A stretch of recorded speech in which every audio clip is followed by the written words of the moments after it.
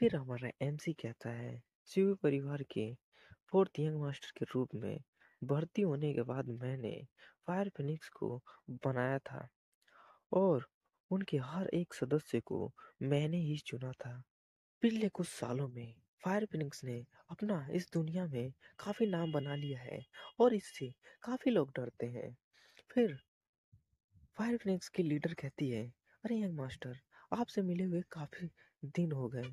वो कहती है, इसलिए मैं आपके पीछे नहीं आ पाई, आपके पिता की सुरक्षा करने में रुक गई, आप क्योंकि आप अपने पिता का काफी चिंता करते थे। फिर कहती है, पिछले कुछ वर्षों में हम यंग मास्टर की हमेशा हमेशा खलती रहती है और आशा करती हूँ कि यंग मास्टर ही वापस आ जाएंगे। ये कहकर मैं सोचती रहती थी। फिर हमारा एमसी कहता है, अरे तुम चिंता मत करो, इस बार हम कभी अलग नहीं होंगे।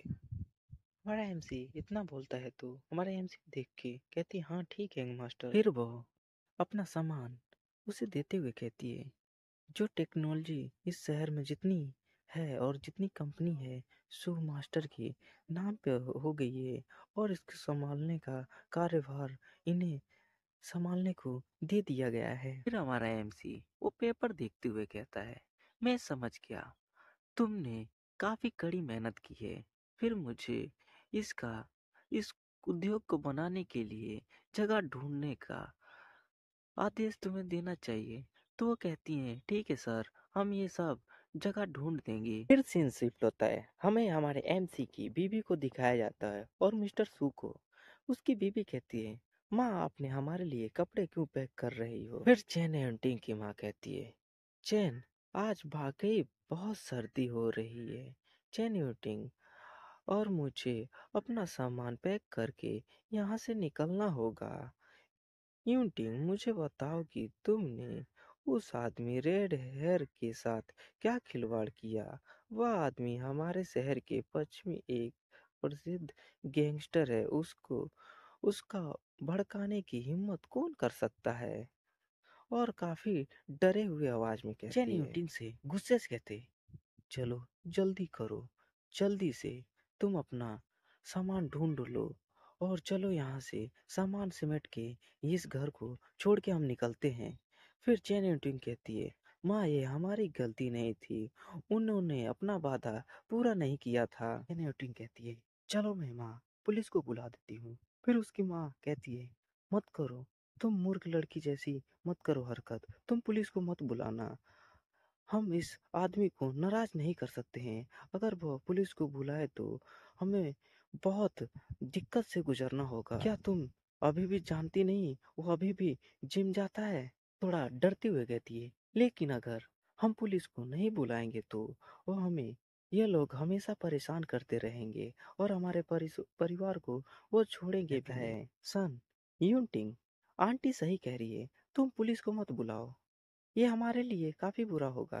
तो उसे समझाते हुए कहता है एंटिंग को, अरे इस लाल वाले के भाई के बारे में मैं बहुत जानता हूँ। ये बहुत क्रूर है और ये काफी लोगों को परेशान करके उन्हें आत्महत्या करने पे मजबूर कर दिया गया था। फिर चेन एंटिंग की माँ थोड़ा इमोशनल बनते हुए कहती है, हाँ ये सही कह रहे हैं, आप किसी को बचा नहीं सकते और अपने जीवन को किसी के लिए और गंवा नहीं सकते। ये कहकर काफी काफी डरे डरे और सहमे सहमे बोल रही होती है। फिर कहती है, फिर कि चेन एंटिंग की माँ कहती है, अभी भी अभी अभी के लिए हम इससे बचने के लिए केवल चैन के पुराने घर में जा सकते हैं। मुझे लगता है कि वह पुराने घर में प्रवेश करने की हिम्मत नहीं करेगा। मुझे नहीं पता कि बूढ़ा आदमी हमें घर में स्वीकार करेगा या नहीं। फिर मिस्टर सन कहता है, आंटी यूनिटिंग की चिंता मत करो, मैं इसे संभाल लूंगा। मिस्टर सन कहता है, हाँ आंटी, मैं आपकी मदद कर सकता हूँ इसमें, मेरा बहुत आगे तक संपर्क है, मैं इस संपर्क से आपको इस हल से निकाल सकता हूँ। फिर उसकी माँ कहती है, तो यूनचेन, इस बारे में थैंक यू आपका, आपने इसमें हमारी बहुत मदद करने की कोशिश की है और हम आपका धन्यवाद करते हैं। फिर कहती है यूनचेन की मदर, मिस्टर सन से कहती है, आप चिंता मत करो, इंटों की तलाश अभी नहीं हुई, लेकिन मैं तुम दोनों की शादी जल्दी करा दूंगी। तो यूनटेंग कहती है, माँ आप किस बारे में बात कर रही हैं? क्या आप जानती नहीं, मेरी शादी सुमो से पहले ही हो चुकी है, आपको तो पता ही है। फिर वो कहता है, आंट आप शांत रहिए, मेरा कॉल आ रहा है। नमस्ते भाईजान, मैं चैन हूँ। शायद आपको याद होगा कि हम एक्सप्रेस में हमने एक साथ डिनर किया था। फिर मिस्टर जू कहता है, कुछ हुआ है भाई, रेड हेयर ने पश्चिमी शहर से, मेरे दोस्त ने उसे परेशान कर दिया, मुझे माफ कर देना इसके लिए। फिर कॉल वाला व्यक्ति कहता है, फिर मिलते हैं, ये कहकर वो गुस्से से फोन काट देता है और ये घबरा जाता है कि उसने फोन क्यों काट दिया। फिर सन यूचन किसी के पास फोन लगाता है जिसका नाम ली होता है और कहता है, नमस्ते राष्ट्रपति ली, मैं सन यूचन हूँ, जो सन का छोटा पोता है, मुझे आपसे कुछ बातें करनी है। कहता है, रेड हेयर वाले इंसान के बारे में बात करना है। तभी उसका सिग्नल खराब होने लगता है। तो सन कहता है, क्या आप सिग्नल खराब हो गया है? मिस्टर ली चिंता मत करो, मैं आपके पास फिर से कॉल लगाता हूँ। और ये कहकर थोड़ा घबरा रहा होता है। फिर उसका कॉल कट जाता है। फिर मिस्टर सन दोबारा फोन लगाने लगता है और फिर कॉल से आवाज आती है, मुझे खेद है कि आप जो नंबर डायल कर रहे हैं वो अभी उपलब्ध नहीं है, कृपया बाद में डायल करें। ये कह के दोबारा उसका फोन कट जाता है और इस बात से वो काफी चिढ़ जाता है। कहता है, क्या हो गया, क्या हो रहा है मेरे साथ ये सब? इतना बोलता है तो दरवाजे से हमारा एमसी अंदर आता है और कहता है, मैं आ गया हूँ। ये कहकर हमारा एमसी अंदर घुस जाता है। फिर हमारा एमसी अंदर घुसता है तो यूनटे की माँ गुस्से से कहती है, तुम कहाँ थे अभी तक, और तुम्हें पता नहीं है घर में क्या हो रहा है, इसके कारण तुम्हें घर में रहना चाहिए और तुम इधर उधर घूम रहे हो। तो हमारा एमसी कहता है, क्या हुआ हनी, तुम मुझे बता सकती हो? वो घबराते हुए न्यूटन कहती है, वेस्टर्न सिटी से रेड हेयर नाम का एक आदमी यहाँ आ रहा है, और कहती है, पूछने का फायदा क्या है, वैसे भी इसमें मदद नहीं कर सकते, बेहतर होगा कि तुम वापस यहाँ से चले जाओ। फिर हमारा एमसी अपनी बीवी के पास जाके कहता है, यूटेंग आपको रेड हेयर के बारे में चिंता करने की जरूरत नहीं है, उसे मैंने भगा दिया है और वह फिर से हमारे परिवार को परेशान करने नहीं आएगा। फिर यूटेंग की माँ चिल्ला के कहती है, फिर वो गुस्से से कहती है, तुम क्या बकवास कर रहे हो, तुमने रेड हेयर से घुटने टेक कर माफी क्यों नहीं मांगी, तुम्हारी हिम्मत कैसे हुई ऐसा करने की?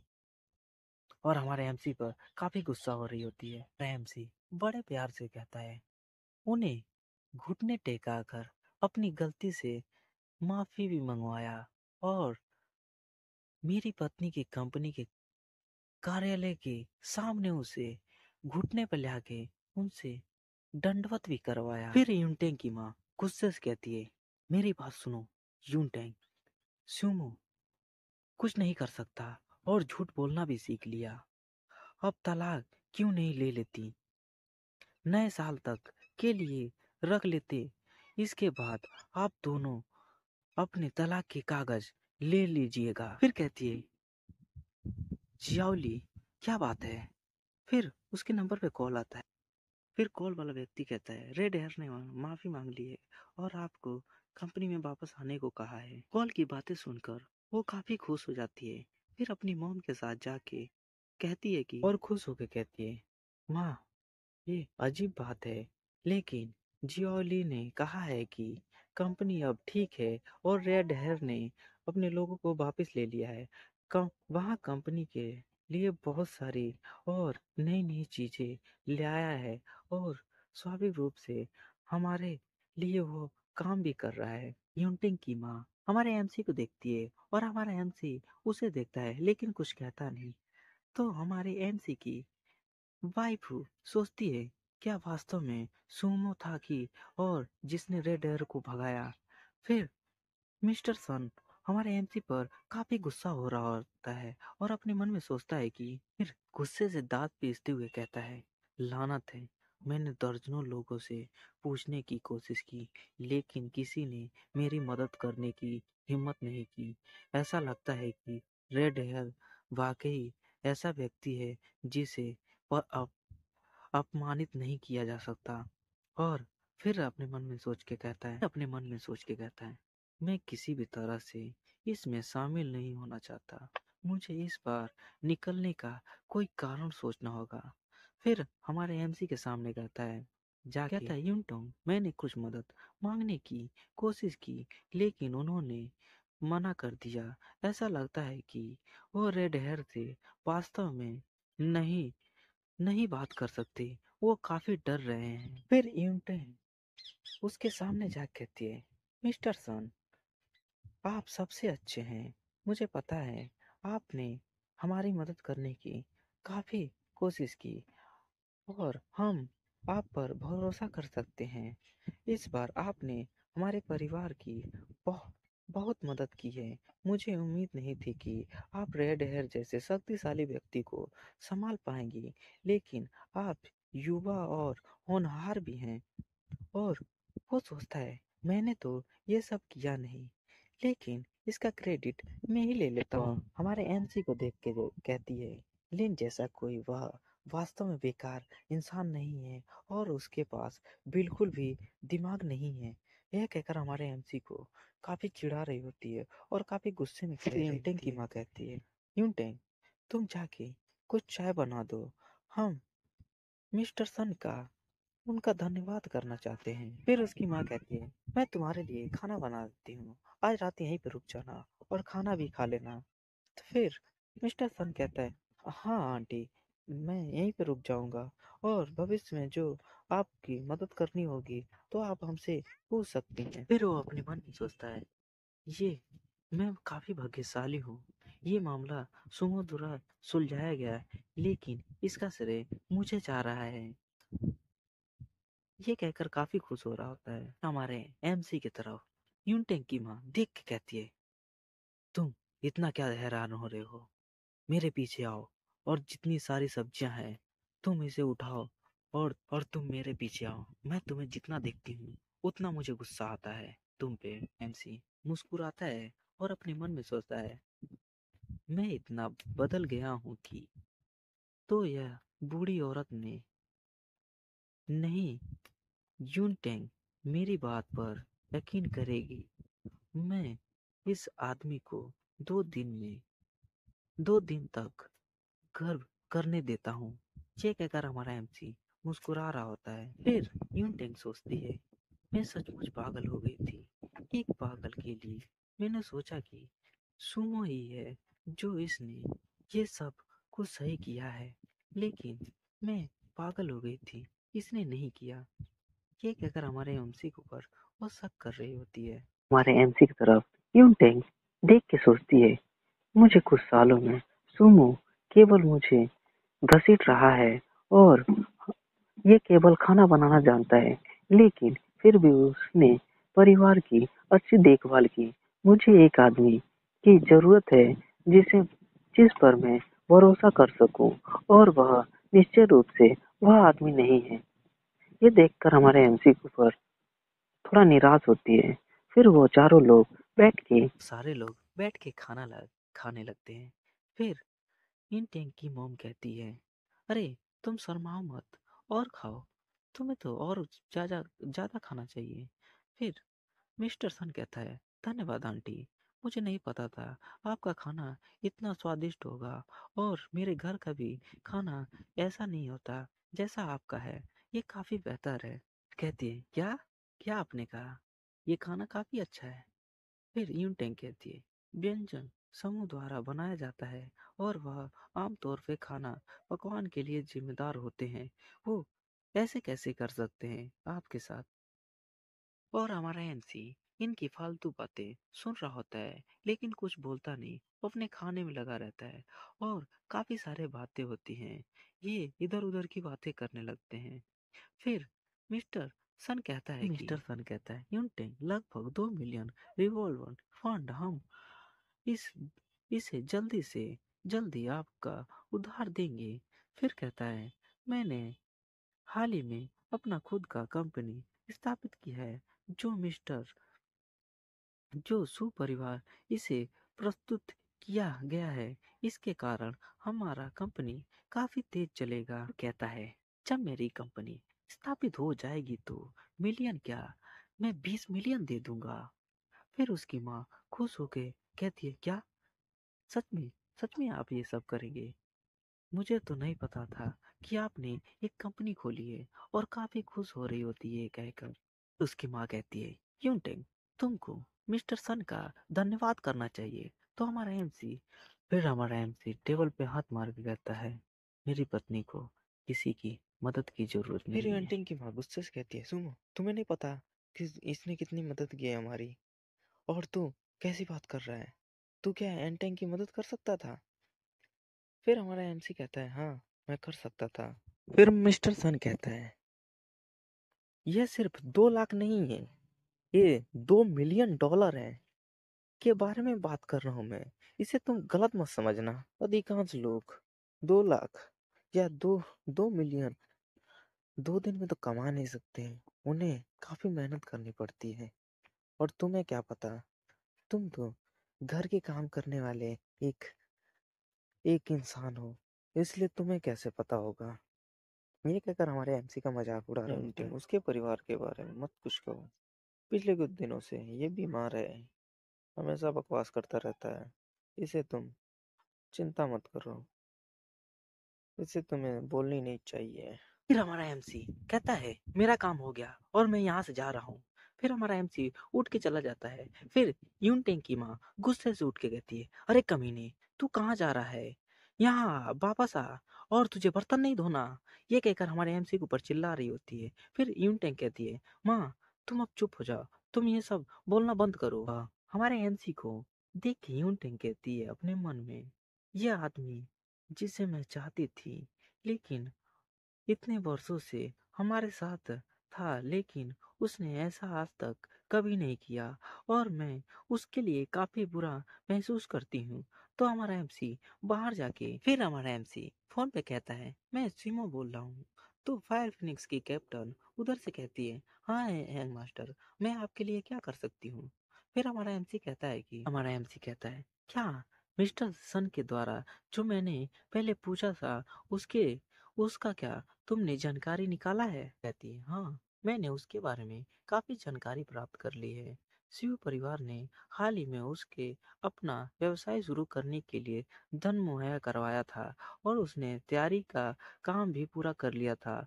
वह बस एसयू परिवार के धन मिलने का इंतजार कर रहा है। फिर हमारा एमसी गुस्से से कहता है, अब मुझे चाहिए कि सु परिवार तुरंत ही सन यूनचेन की सभी तरह की फंडिंग को बंद कर दे, और सुडोकू एक्सप्रेस तुरंत ही उसके सभी काम रद्द करे। मैं चाहता हूँ कि उसके पास कुछ भी ना हो, और ये सब खत्म हो जाए।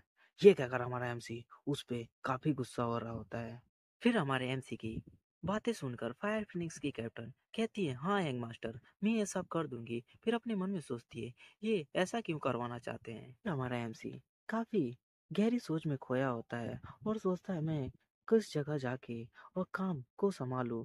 इतना सोच रहा होता है, तब तक उसे कोई पीछे से बुलाता है।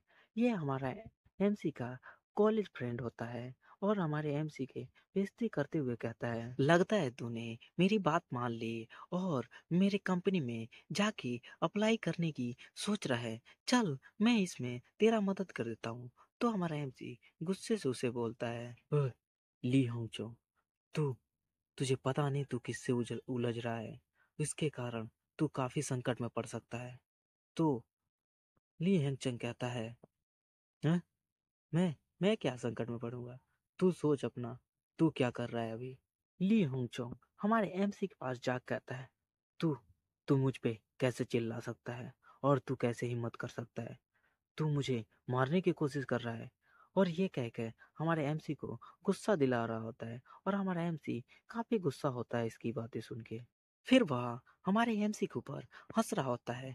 फिर हमारा एमसी गुस्से से उसका हाथ अपने शरीर से हटाकर उसे एक घूसा मारता है। तो उसके इतने में ही हालत खराब हो जाती है, और वो जमीन पे गिर जाता है, और चिल्लाते कहता है, सुमो, तू मुझे कैसे मार सकता है? How day you?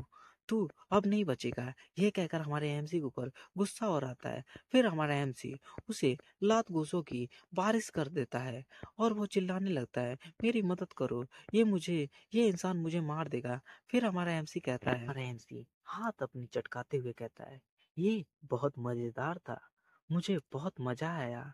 बहुत समय से हो गया है जब मैंने ऐसा अच्छा समय और काम नहीं किया है। मुझे डर है कि मैं भविष्य में फिर से ऐसा नहीं कर पाऊंगा। हमारा एमसी कहता है, तेरे जैसे घटिया आदमी पे मार के मुझे अच्छा नहीं लगा और मैं यहाँ से जा रहा हूँ। फिर वो चिल्ला के कहता है, तू किसे घटिया कहा?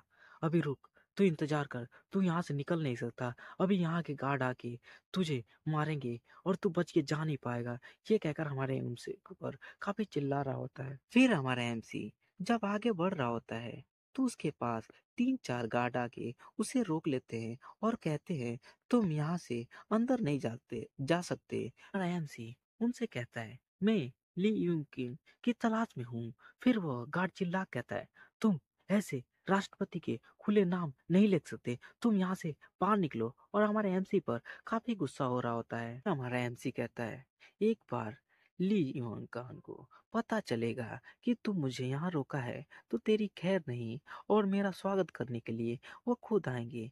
तो गार्ड गुस्सा होकर कहता है, मुझे लगता है कि तू पागल हो गया है, तेरा दिमाग घूम गया है, तुझे मिंगयून टेक्नोलॉजी के बारे में कुछ पता नहीं। इसमें प्रवेश करने के लिए तुम्हारा योग होना चाहिए और तुम्हारे पास आईक्यू भी ज्यादा होना चाहिए। तू मुझे पागल लगता है। ली व्यक्तिगत रूप से तेरा स्वागत करने कैसे यहाँ आ जाएंगे? गुस्से से कहता है, तू यहाँ से निकल रहा है कि नहीं? तू मुझे ब्लेम मत करना कि मैं तेरे ऊपर हार्श हो रहा हूँ और तेरे को मैं मार भी सकता हूँ। गार्ड हमारे एमसी की खड़ी खोटी सुना रहा होता है तो एक लड़की निकल के आती है और कहती है, यहाँ क्या हो रहा है? और हमारे एमसी का नाम लेती है। इस बताया जाता है कि हमारे एमसी की एक्स गर्लफ्रेंड है जिसका नाम लिंग लिंग है। हमारा एमसी और गार्ड उस लड़की को देखने लगते हैं। फिर वो लड़की हंसते हुए कहती है, सुमो, मुझे नहीं पता था कि चैंग ने सही कहा कि तू मुझे मिला है और तू चौकीदारी का काम करना चाहता है।